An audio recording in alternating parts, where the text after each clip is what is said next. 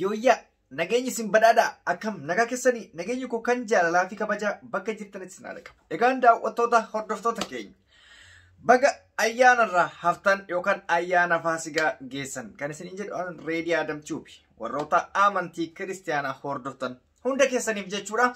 Egaan ayyaanichi ayyaana milkii akka ta'es abdii guddaa qaba. Haa ta'uti ayyaana kana keessatti inni gariin waa hedduun dabarsaa rakkata kan gargaaru jira akkasumas immoo wal dubbisuu maatii bira deemuu fi wantoota adda addaa haala bashannansiisaa ta'een qophiin garagaraas ta'amaa ture.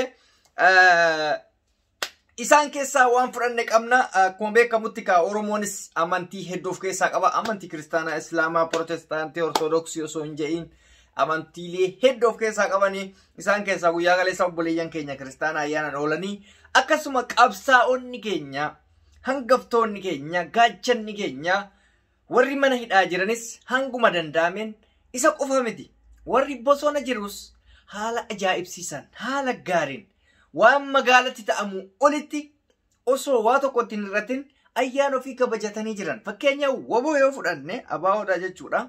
Bosona keessatti akkuma abiyyi ergitee qalee nyaatee dhugusanitti akkuma abiyyi qalee abbaa barbaade nyaachisanitti waboonis qalatee falatee akka barbaadetti nyaatee nyaachisee dhiichisee ayyaana ofii dabarsee jira jechuudha. Bosona taa'uun waa tokko amantii isaarraa ta'e qabsoo isaarraa duuba san deebisnee jechuudha. So wanti xiqqoo waa'ee waboo kana tuquu barbaadeef abiyyitu guyyaa kaleessaa akka tasaa ta'e daa'ima tokko qabatee daa'ima guddifate tokko yaa'u daa'ima guddisuunis waan gaariidha.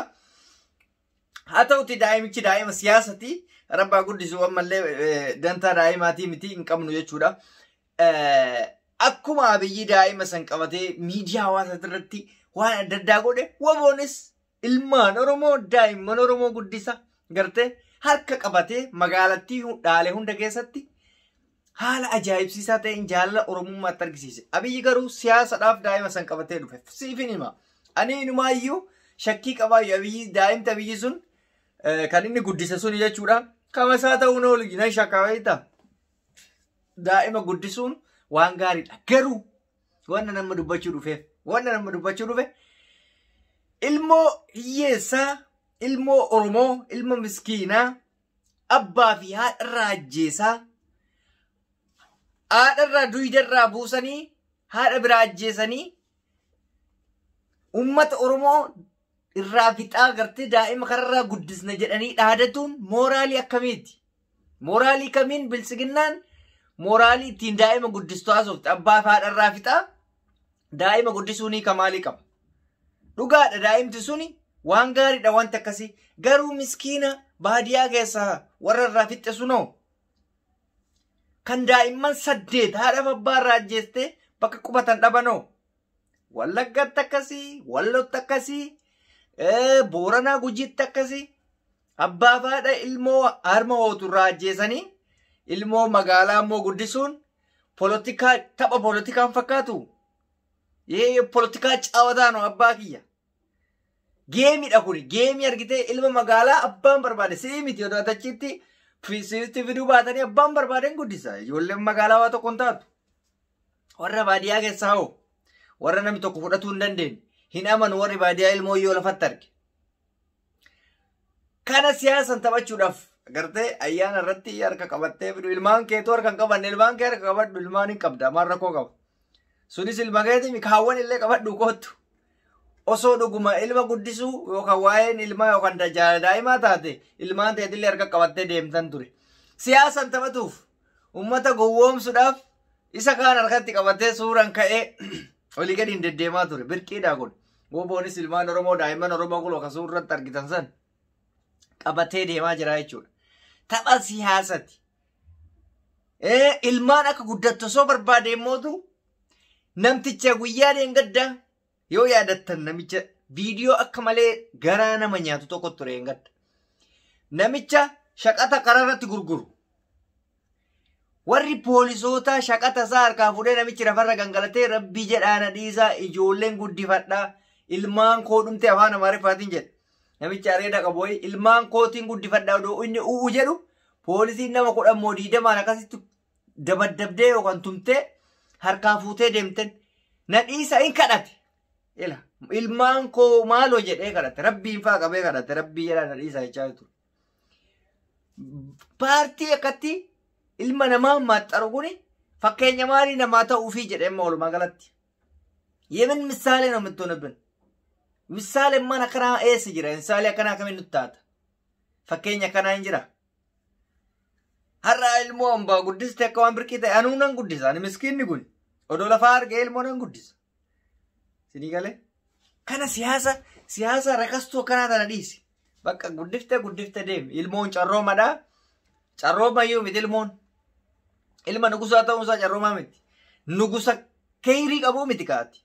Fuuldureen kee badaadha waan ta'eef ilmoon keellees hojii badaa. Inumaa carraa mucaasanii badaadha iyyuu. Carraan daa'ima ati fudhattee galtee sun badaadha. Maaliif? Teessoo kanarraa buunan waan wayyaanee mudate kanas mudatan beeytami. Saharaa keessa deemtu. Gaafa san immoo sirni qabatu ilmoo keetilee dhiisu sillee dhiisu. Sirra fedhe yoo ta'e ani akkasitti beeka. Mootummaan tokko badeennaan ilmaan isaa fi ijoollee isaallee hojii baddi. Ati carraa mucaa sanii balleessite atamma jabaa gootee birqii gootee haasoftaami. Maqaan qofti maal godha ilma nugusaati. Ilma abiyyiiti jechuun hiikaa takka hin qabu. Tapha poolitikaa keessan kana quufnee jirraa jechuudha. Immoo rakkinni amma si mudate kuni baay'ee waan gootan dhabdanii uummata amantiillee walitti buusuuf namicha wannoo tokko jira. Warra amantii maal akka ta'e hin beeku iyyuu cufaa hin beeka garuu ani viidiyoo isaa sirriitti hordofa. Iyyuu cufaa makalakayaa maaliif akkasitti kuffisaa maalii jedhanii kasasan. Amantii gara amantiin taphatee dadhabe. Gara ummataatiin taphatee dadhabe. Siyaasa abiyyi isinitti maa jira bar? Gara iddoon taphatee kasaani. Amma deemee dura sheekolee fi qeesii kana hidhaa ture amma paastarii hidhuu jammare immoo amma. Paastarii iyyuu cufaa amma guyyaa deengaddaa makalakayaa maa akkas gootadhaniini ofii isaatti dhaqe makalakayaan iyyuu cufaa naa kottaa jedhanii dhaqe. Anamma amantii isaa hin hordofu garuu amantiin nama hundaatu tuqamaa waan jiruuf itti himuufi. Garte? Warra dhiisika warra siyaasa waan godhu wallaalee hundaa hidhatti guure warra akka Jawaar warra akka maalii dhiisi.